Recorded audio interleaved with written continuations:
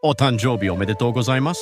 Isto é japonês para parabéns. O Observador faz 12 anos e, em vez de bolo, oferecemos uma visita ao Japão com a Pinto Lopes Viagens. Assine por apenas 39,90€ e habilite-se a ganhar.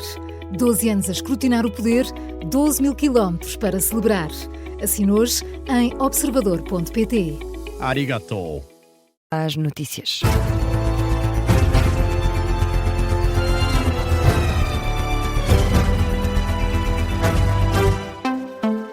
Começa agora o Jornal das 8, edição da jornalista Beatriz Félix, e começamos pelo Primeiro-Ministro, que admite ter recorrido ao Tribunal Constitucional sobre as declarações relacionadas com a Spinum Viva. Mas nega que tenha apresentado novos recursos. O Primeiro-Ministro apresentou junto do Tribunal Constitucional os recursos que já tinha entregue na entidade para a transparência. A nota do gabinete do Primeiro-Ministro diz apenas que Luís Montenegro está a exercer um direito que tem. Esta nota vem também contrariar a resposta do Tribunal Constitucional ao Correio da Manhã, ao garantir que não foram apresentados novos recursos. Hoje, o Correio da Manhã deu conta de que Montenegro tinha apresentado duas novas iniciativas, uma para impedir o acesso aos serviços prestados pela Spinum Viva e outra sobre o acesso aos saldos das contas bancárias da empresa. O gabinete do Primeiro-Ministro reforça ainda que todas as obrigações declarativas sobre a Spinum Viva foram cumpridas. E seguimos com o caso FASEC. O Tribunal da Relação de Lisboa concluiu que Isabel dos Santos agiu de boa fé e sem abuso de direito no pedido de empréstimo para a participação na empresa. A Relação de Lisboa diz que não existe qualquer conclusão judicial de que a aquisição da EFASEC tenha sido financiada pelo Estado angolano. Pelo contrário, diz que os processos judiciais descrevem uma operação financiada através de crédito bancário privado. Ora, Isabel dos Santos festeja esta decisão e diz que a verdade vem finalmente ao de cima. Em comunicado, a filha do ex-presidente angolano e também empresária diz que fica claro que não utilizou fundos públicos nesta operação. E nessa nota divulgada às redações, Isabel dos Santos argumenta também que após anos de especulação e acusações, fica demonstrado que agiu com integridade, transparência e sentido de responsabilidade, mas sobretudo a colocar os interesses das empresas e também de Angola acima de interesses pessoais. Mariana Leitão acusa o Chega de não ser um partido sério no que toca à urgência da revisão constitucional. Foram palavras da líder da Iniciativa Liberal à margem de uma visita à Feira do Livro de Lisboa.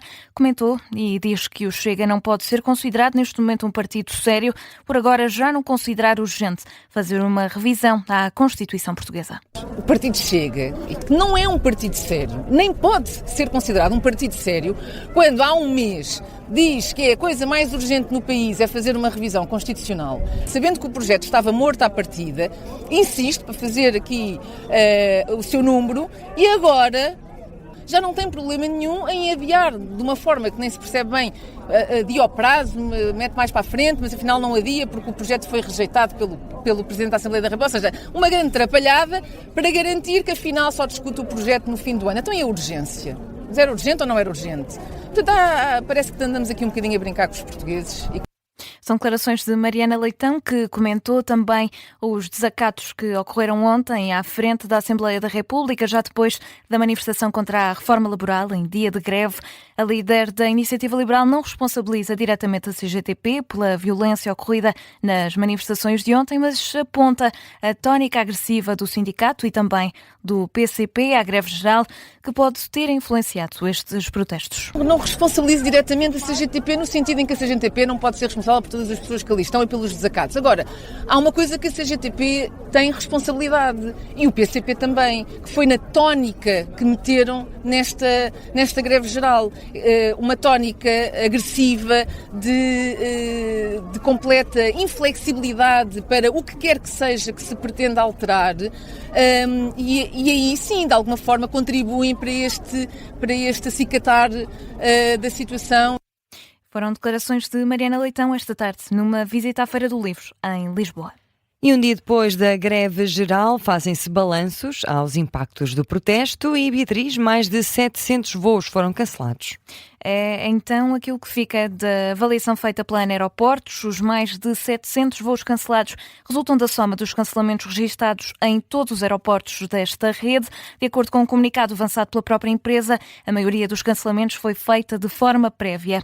No aeroporto de Lisboa foram cancelados mais de 400 dos 658 voos que estavam programados, o que é equivalente a mais de 60% da operação prevista.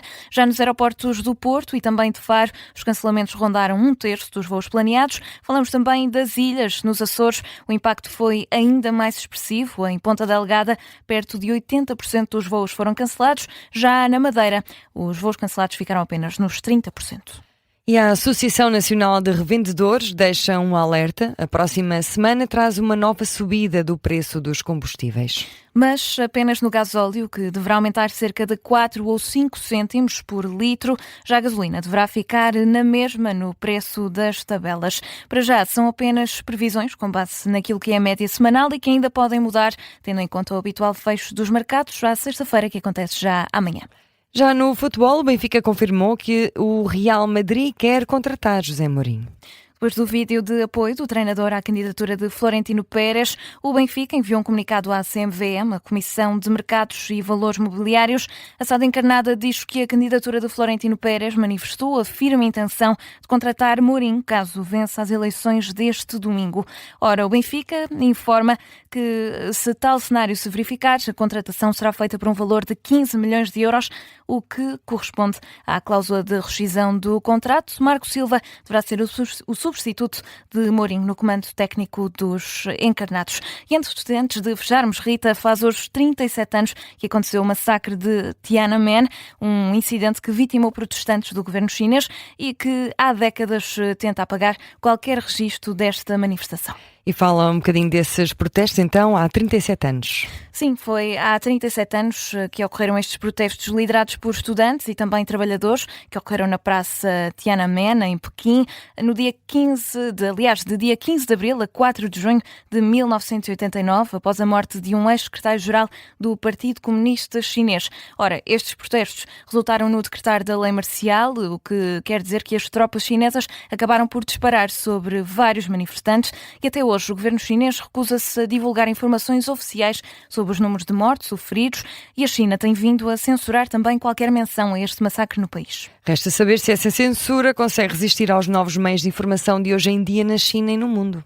Na verdade, os jovens chineses estão a aprender aos poucos a verdade sobre este acontecimento. Aliás, em fevereiro, quando a patinadora artística americana Alyssa Liu ganhou medalhas de ouro olímpicas em Milão, circularam rumores na China sobre o pai da atleta, Arthur Liu, que participou nestes protestos em Tiananmen e depois fugiu para os Estados Unidos, onde a Alyssa acabou por nascer em 2005. Quando a Alyssa Liu venceu as Olimpíadas pelos Estados Unidos, os chineses abriram um debate na rede social Red Note sobre Arthur Liu, ou seja, falaram de Tiananmen, o que acabou por informar muitos chineses sobre o assunto pela primeira vez, algo que até aqui não acontecia e é uma história que nos conta o Washington Post. E quem diria que Olimpíadas de patinagem artística, que eu adoro, fosse capaz de abrir um debate sobre a censura na China. É impressionante. É verdade.